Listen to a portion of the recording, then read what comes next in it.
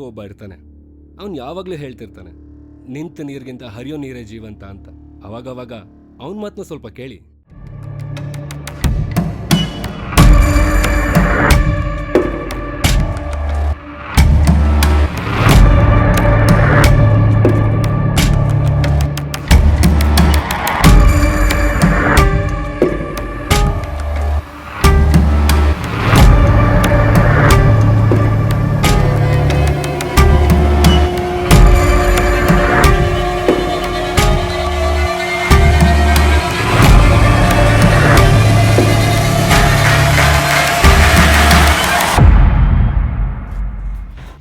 ಯಾರೋ ನೀನು?